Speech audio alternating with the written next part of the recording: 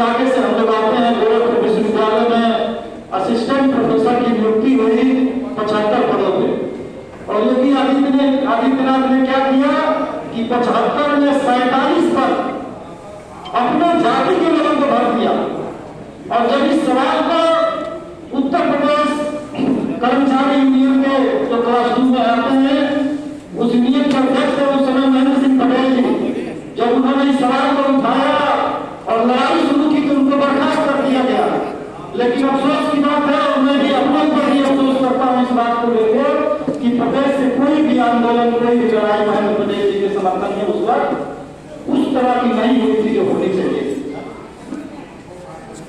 ये सच्चाई है। इस देश में हम जो हमारे दो के अभियान के बाद से अगले समाज की जो आबादी है वो भी 10 से 11%, 12% के आसपास रहती है। एक बड़ा तबका है पिछड़ा वर्ग, दलित समाज और अल्पसंख्यक समाज, जो सभी पार्टियों में है, वो सभी पार्टियों को वोट दे रहा है, इसमें कोई बुरा नहीं है।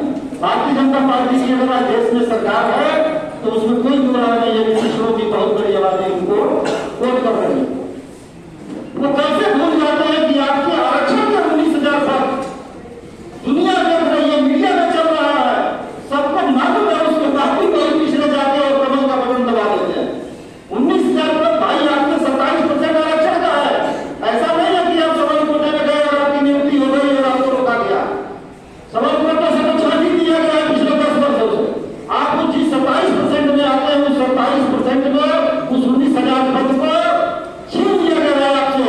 और अफसोस के साथ कहना पड़ रहा है कि इस देश की न्यायपालिका तमाशा देख रही है।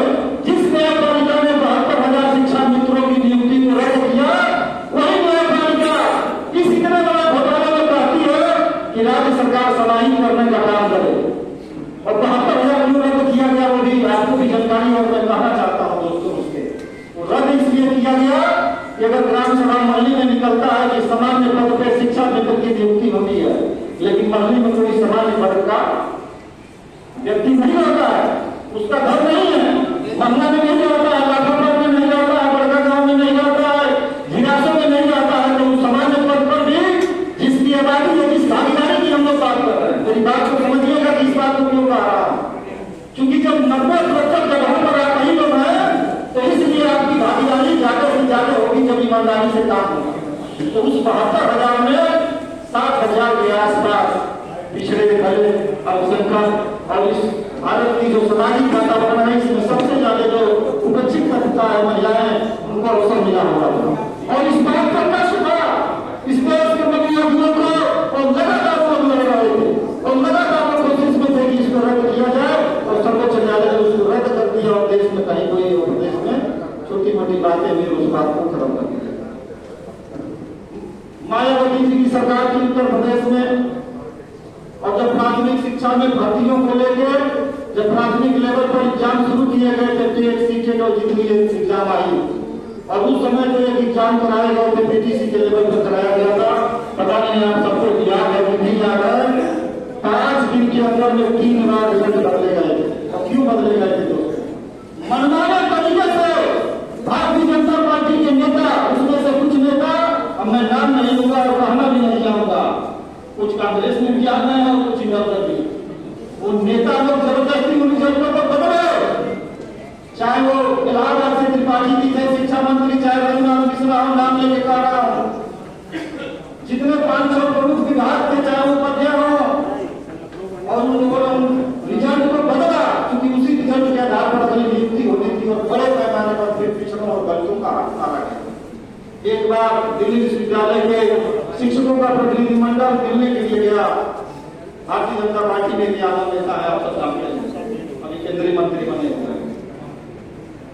तो उनसे जब मिलने गए, उनका ये शब्द था, और ये बातें खुल के इसलिए कर रहा हूं कि होनी चाहिए हम लोगों के बीच। उन्होंने कहा कि क्या समझ रहे तुम लोग, हमको पिछड़े वर्ग के यादव समझ रहे हो क्या?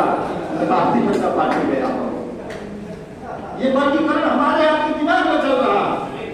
मैं मानता हूं कि 50% झगड़े गरीबी और गलती के हैं, लेकिन 50% झगड़े पिछड़े वर्गों में, दलित वर्गों में, अल्पसंख्यक वर्गों में हमारी कुछ बेवकूफियों के भी है।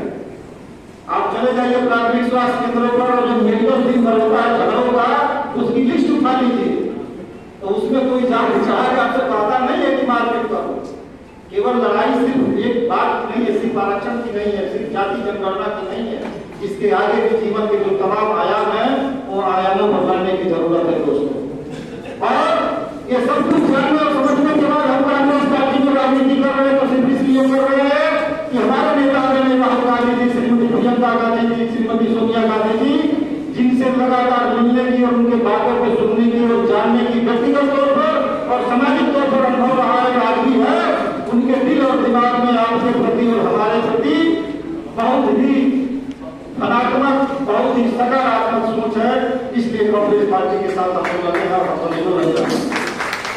मैं दावे के साथ कहता हूं दोस्तों कि इस देश में लालू प्रसाद यादव जी को वर्तमान में छोड़ दिया जाए तो जो बड़े पिछड़े नेता है, जिनके अंदर भीड़ लाने की क्षमता है, उनके अंदर भी वो हिम्मत और कुव्वत नहीं आ गई है, जिस बात को ईमानदारी के साथ माननीय राहुल गांधी जी इस देश में घूम घूम के गलियों में, मोहल्लों में, सड़कों पर, चौराहों पर कहा रहे हैं, बाजारों में कहा रहे हैं।